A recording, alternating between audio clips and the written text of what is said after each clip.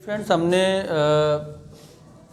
इसकी बेलाडोना की guardian symptoms की कर रहे हैं। तो 9th नंबर इसका ये है कि headache aggravated from slight noise jar motion and light. मामूली सा भी शोर हो उसमें सर दर्द बढ़ जाती है, जार से मसलन झटका लगने से, मोशन से हरकत से और लाइट से रोशनी से सर दर्द में इजाफा हो जाता है। दूसरी अहम सिम्टम ये है कि boring head into the pillow. ये बेलाडोना के पेशेंट को जब पेन हो रही होती है तो उसके ये जी चाह रहा होता है कि वो पिल्लो के अंदर ऐसे सर को घुसेड़े, पिल्लो के अंदर सर को घुसेड़ने को उसका जी चाह रहा होता है बेलाडोना का, जब उसको सर में दर्द हो रही होती है। पिल्लो तकिया, तकिए के अंदर सर को वो दे दे, ठीक है। नंबर 11 है abdomen tender aggravation by least jar even of the bed. Tender का मतलब होता है दबाने से दर्द होना। पेट तना हुआ है, उसको आप दबाते हैं हाथ से तो उसके पेट में दर्द शुरू हो जाती है पेशेंट के, राइट। तो ज़रा सा भी कोई लीस कोई झटका हल्का सा भी लगता है, इवन बेड के ऊपर भी अगर वो कुछ उसी के साइड कोना लग गया पेट पे तो वहाँ पर दर्द शुरू हो जाती है। नंबर 12 है pain in right ileocecal region by slightest touch. Ileocecal region, ileocecal region क्या होती है, कोई बताएगा इलियोसिकल रीजन? इलियोसिकल रीजन का मतलब यह है कि जहाँ पर आपकी इलियम मसलन स्मॉल इंटेस्टाइन लार्ज इंटेस्टाइन में शामिल होती है, दाखिल होती है, और जहाँ से आपकी लार्ज इंटेस्टाइन शुरू होती है उस पॉइंट को सीकम कहते हैं, ठीक है। ये इलियम सीकल रीजन जो है, ये मसलन जहाँ पे इलियम सीकल में दाखिल होती है तो उस रीजन में ये आपकी राइट साइड पे आएगी, ठीक है।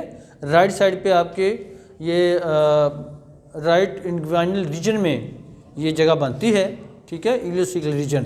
और वहीं पर सेम उसके साथ ही बिल्कुल अपेंडिक्स का भी दर्द होता है। तो ये चूँकि लोकेशन वो बनती है तो ये बेलाडोना हमारी जो दवा है ये अपेंडिसाइटिस के पेन के लिए भी बड़ा अच्छा इसका इफेक्ट होता है। रीजन बाय स्लाइटेस्ट टच, मामूली सा भी टच करते हैं तो इस रीजन में पेन होती है। नंबर 13 है transverse clone protrude like a pad. Transverse clone, अब तक ये बड़ी जो आंत है वो आपकी वो राइट साइड से ऊपर को जा रही है सीकम से, फिर ये असेंडिंग क्लोन है, इधर से ये ट्रांसवर्स क्लोन हो जाएगी, नीचे ये डिसेंडिंग क्लोन हो जाएगी। तो ये जो ट्रांसवर्स क्लोन है जो ऊपर राइट टू लेफ़्ट साइड पे जा रही है, इतना जो हिस्सा है हमारी क्लोन का, ये इसके अंदर कुछ हिस्से ऐसे होते हैं जो पैड जैसे कोई चीज़ उभरी हुई नहीं होती, ठीक है, वो पैड की तरह बाहर को आ जाती है। पैड की तरह बाहर को, प्रोट्रूड का मतलब होता है बाहर को आ जाना किसी चीज़ का, ठीक है, यानी इस तरह से स्वेलिंग सी हो जाती है। नंबर 14 है pressing downwards as if the contents of the abdomen would issue from the vulva.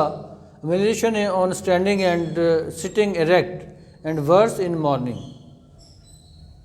ये बड़ी अहम सिम्टम है कि पेशेंट को ऐसे फील होता है, टिपिकली ख़वातीन में फिर ये सिम्टम आ जाएगी ना, तो उनको ऐसे फील होता है कि उनके जो एब्डोमेन के जो अज्जा हैं, मसलन जितने भी हैं एब्डोमेन में, ठीक है, जितने भी हमारे ऑर्गन्स हैं एब्डोमेन के अंदर, पेट के अंदर, लाइक आप कह लें स्टमक है या किडनीस है या यूट्रस है, ठीक है, ये सारी एब्डोमेन के अंदर जो हमारी चीज़ें हैं ये उनको फील होता है जैसे ये वल्वा के रास्ते यानी वजाइना के रास्ते, जो फीमेल जेनिटल ऑर्गन है उसके रास्ते बाहर को निकलें, वजाइना के रास्ते बाहर को निकलें, इस तरह से प्रेशर पड़ता है ऊपर से पेशेंट को, ऐसा उसको फील होता है।